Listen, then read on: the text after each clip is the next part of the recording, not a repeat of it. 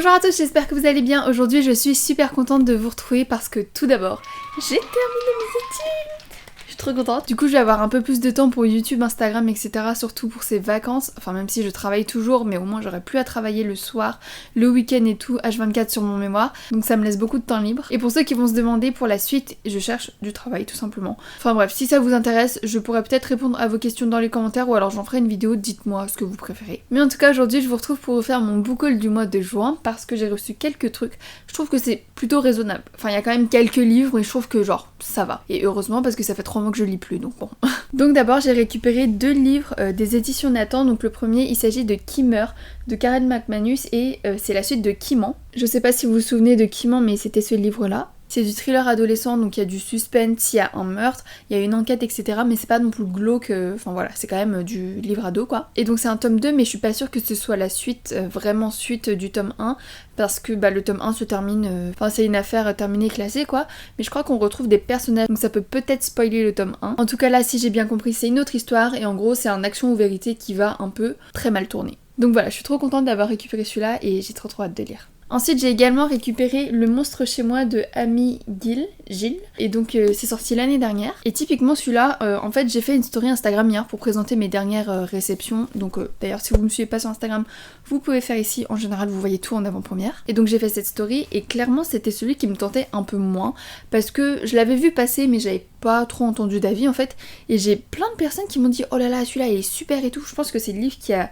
fait le plus réagir alors que je pensais vraiment pas. Donc c'est aussi un thriller et ici c'est écrit Adley est l'élève parfaite, une athlète accomplie, la fille modèle mais elle cache un lourd secret. Et donc dans cette histoire, Adley perd ses 2 parents dans un crash d'avion. Elle va tenter de se suicider quelques jours après et du coup les enquêteurs vont chercher à comprendre pourquoi, quel rôle elle a joué dans l'accident, etc.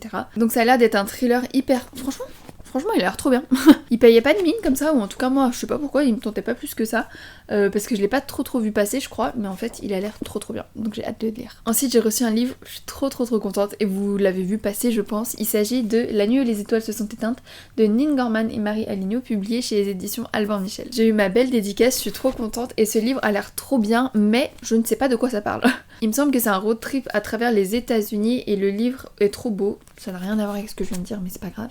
Mais je connais pas grand chose de ce livre, à part qu'il a bouleversé un grand nombre de personnes et que vraiment beaucoup de monde a pleuré. Mais vraiment pleuré à la fin du livre, donc il m'en faut pas plus, j'ai très envie de le lire. Changement de registre complet, j'ai récupéré Vous allez adorer prendre la parole de Martine Guillot, publié chez les éditions Robert Laffont, donc le livre de référence pour apprendre l'éloquence. Là vous allez me dire, mais qu'est-ce que quoi, Kisako?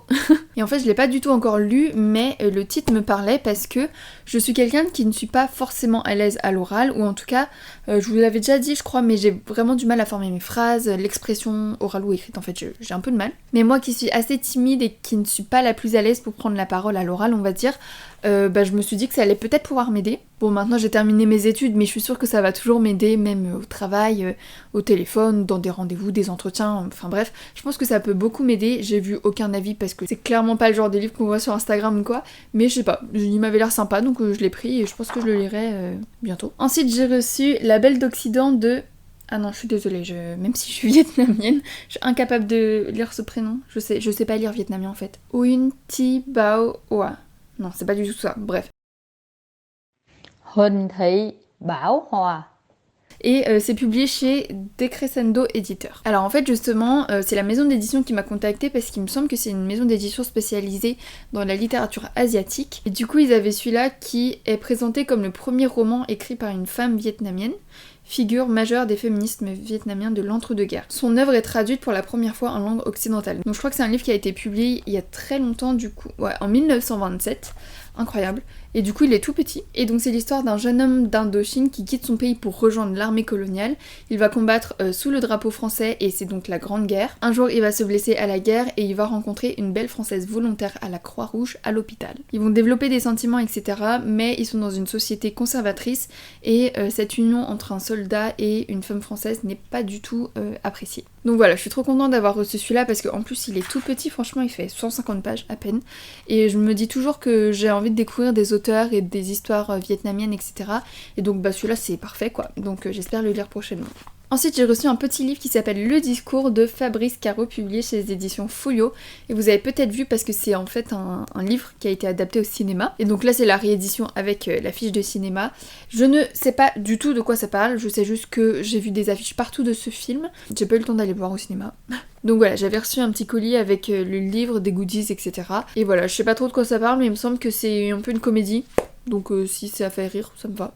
Ensuite, pour terminer avec les romans, j'ai reçu Un autre bleu que le tien de Marjorie Tixier, publié chez les éditions Fleuve. Alors ce livre n'est pas encore sorti et il sort pour la rentrée littéraire des éditions Fleuve, donc j'imagine fin août ou début septembre, j'ai pas la date exacte. Et pareil, ce livre, je sais pas bien exactement de quoi ça parle, mais on va suivre une femme qui a vécu un traumatisme et qui du coup n'est pas sortie de chez elle depuis 20 ans. Ouais, c'est ça, depuis 20 ans, elle est un peu à l'abri du monde, enfermée dans son univers et avec son mari qui la protège un peu. Et un jour, elle va aller dans les termes de la ville et elle va rencontrer Félix, une femme sportive et volontaire brisée par un tragique accident. Et donc fascinée par cette force de caractère, Rosannie, qui donc vit un peu à l'abri du monde depuis 20 ans, se résout à abattre le mur de silence derrière lequel elle s'est terrée depuis si longtemps. Porté par un style poétique et envoûtant, Un autre bleu que le tien dresse le portrait, entre force et fêlure, d'une femme qui se bat contre son propre silence pour retrouver sa vérité. Franchement, il a l'air trop bien. La couverture, je suis assez fan, ça fait très été.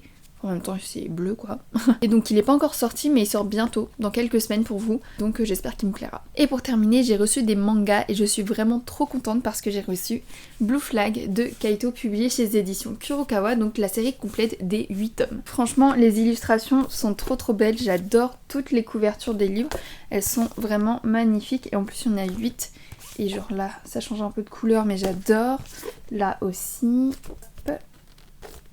Et hop, j'aime trop, c'est trop beau. Donc Blue Flag, c'est quoi? C'est un manga que j'ai vu passer partout, j'ai vu que des avis positifs. Et donc en fait c'est l'histoire de 3 élèves qui se retrouvent à un carrefour de leur vie. On va avoir Taichi, Thomas et Futaba qui vont se retrouver donc dans la même classe en terminale. Et un jour Futaba se confie à Taichi qui lui dit qu'elle est amoureuse de Thomas. Un instantané sensible et saisissant de la jeunesse d'aujourd'hui. Voilà, en gros c'est de la romance, c'est pas ce que je préfère en manga, mais c'était très mignon.